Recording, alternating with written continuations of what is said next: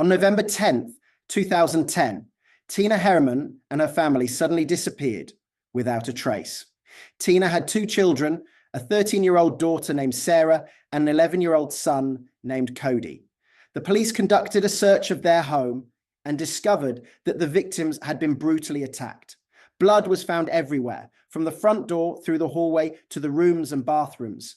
The perpetrator had also poured gasoline inside the house, not only contaminating the evidence, but also leaving behind a lone footprint in the hallway, which the police suspected could have been made by Sarah when she stepped out of her room. The police then investigated Tina's ex-husband, a man with a history of violence and criminal involvement. He appeared anxious about the children's disappearance, claiming he had a strange premonition, but providing no clear information. 48 hours later, investigators found a receipt, which led them to the local Walmart parking lot. A security guard mentioned that he thought the suspect was driving a Toyota Yaris. Suspecting there were only a few Toyota Yaris cars in Knox County, investigators followed the lead and discovered a second house connected to the case. What they didn't expect was the scene inside. The house was filled with huge bags of leaves resembling a jigsaw puzzle. They also found a vanity blocking the entrance to the basement, and when they moved it, they found Sarah in the secluded community of Howard, Ohio. Sarah Maynard and her brother Cody returned home. As Sarah entered, she expected to be greeted by either her mother or the family dog, but there was no sound. While taking off her shoes, she noticed something stuck to the soles. When she turned it over, she realized it was a clump of blood. Turning to Cody, she saw his eyes wide open, not looking at her, but fixed on something behind her. On the same day, Valerie Haythorne, the manager of the store where Tina worked, noticed that Tina had not shown up for work. He called her phone, but only reached voicemail. As time passed, Valerie grew increasingly worried and tried contacting Tina's emergency contact, Stephanie Sprang, but received no response. When the sun began to set, Valerie decided to drive to Tina's house to check on her. Upon arrival, he noticed Tina's Jeep was not in the driveway. He knocked on the door, but there was no answer. A bad feeling prompted him to act. The door was unlocked, and when he looked inside, the horrifying scene led him to immediately call the police. The police arrived quickly, but investigating the entire house was no easy task. Nearly every room contained forensic evidence that needed to be analysed, with bloodstains stretching from room to room and into the bathroom. Gasoline had been poured throughout the house, which the police believed was intended to start a fire or contaminate evidence.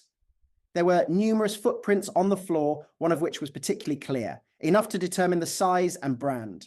An Airwalk women's shoe, the kind a teenager might wear. Outside, near the outdoor area, there were similar shoe prints.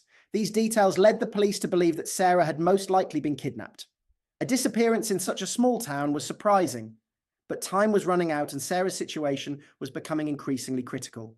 The Knox County Police split into 3 teams to search. The first team interviewed the victim's family and friends, hoping to uncover a clue.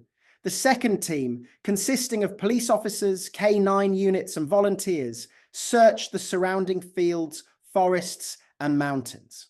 Friends and neighbours also joined the search in the woods, hoping to find any sign of the missing family. The third team, the investigators, continued to examine the house and identified 4 different blood samples, all matching the DNA of the missing family, except for one which belonged to Stephanie Sprang, Tina's close friend. The police interrogated Larry, the father of the children, who had previously been accused of domestic violence and became a potential suspect. However, they couldn't establish a clear motive. At the same time, they learned that Tina had recently broken up, leading them to another lead, Greg Borders, who had lived with Tina in the house. Greg was the last person to arrive at the scene after the incident and was also the last to be interrogated. He claimed to have had an argument with Tina the day she went missing. But after further investigation, Greg was temporarily ruled out as a suspect. With no more leads, the police reached out to Stephanie's friends and Tina's co-workers, but they did not yield any valuable information. As time became more critical, they had to speed up their investigation to find the missing family. After nearly a day of fruitless inquiries, the police discovered something that would change the course of the case. In the garage, the only area that had not been contaminated, they found a Walmart plastic bag leaning against the wall containing 2 tarps, several heavy garbage bags, and a receipt. They went to Mount Vernon, a nearby town where the Walmart store was located, to request to view the surveillance footage corresponding to the date and time on the receipt. Upon careful examination, they discovered something that completely shifted the direction of the investigation. The person appearing in the video was not someone familiar with Tina or Stephanie, but a complete stranger. Sarah was tied up and dropped from her mother's Jeep in the middle of the road at night. She tried to look around to determine her location, but the kidnapper immediately covered her head with a bag and shoved her into another car's trunk.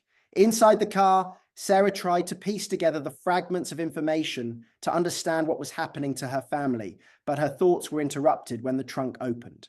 She was taken to another house where the kidnapper removed the bag from her head and locked her in the basement. There, Sarah smelled something strange, like forest or freshly cut grass, but soon the stench of decay filled the air.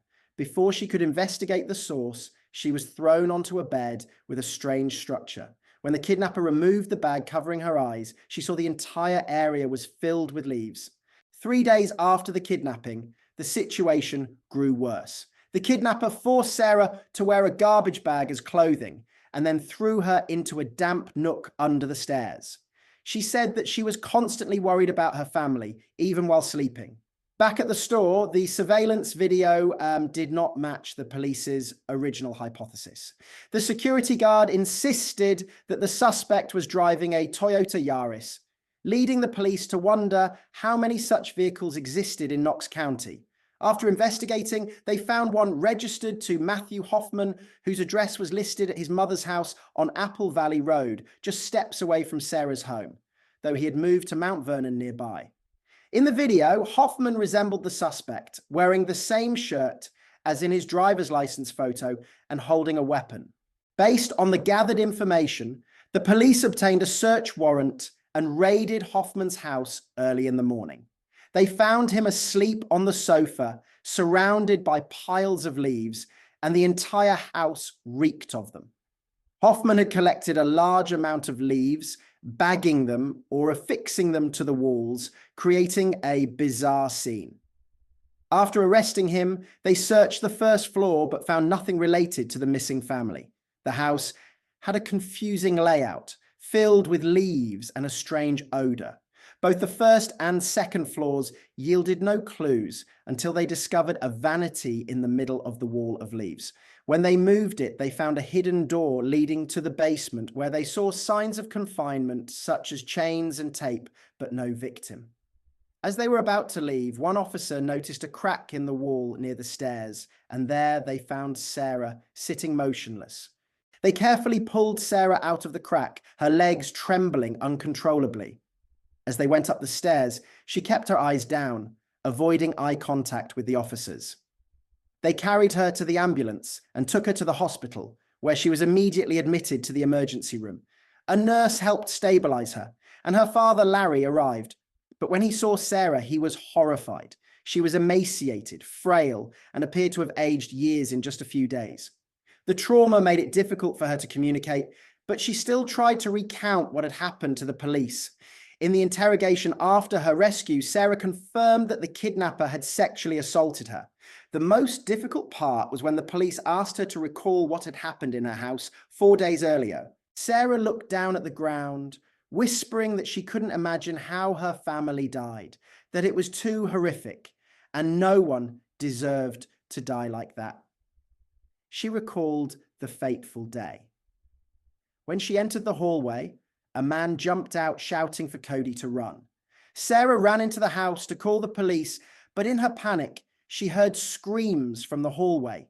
She dialed the number, but didn't dare make the call, afraid the man would kill her. He cut her hand with a knife, the same knife that had blood on it from before. Sarah thought her mother might have been killed. She was then tied up and dragged into the kitchen, trying to listen for any sound that could give her a clue about her family. Soon, she realized Cody was in trouble when she heard the toilet flushing and the water running. The kidnapper dragged her into the garage, forcing her to sit on a pile of plastic bags in her mother's car. the same car where her mother's body was hidden. The police believed the missing family had been murdered. After several days of interrogation, Matthew Hoffman confessed to the crimes in exchange for a reduced sentence. He admitted to killing Stephanie, Tina, Cody, and their dog, using a knife to dismember them. Then 2 days later, stuffing their bodies into trash bags and hiding them in a hollow tree in the woods. Hoffman pleaded guilty to murder, theft, assault, kidnapping, destruction of evidence, animal cruelty, and abuse of a corpse. Thanks to the deal, he avoided the death penalty and was sentenced to life in prison. Despite the tragedy, Sarah didn't give up. As a teenager, she wrote a book about the case, and together with her grandmother, she established a fund to support victims. She also adopted Elsa, the police dog that had helped search for her mother and brother. Now, as a mother of two, Sarah plans to pursue a career in pediatric medicine.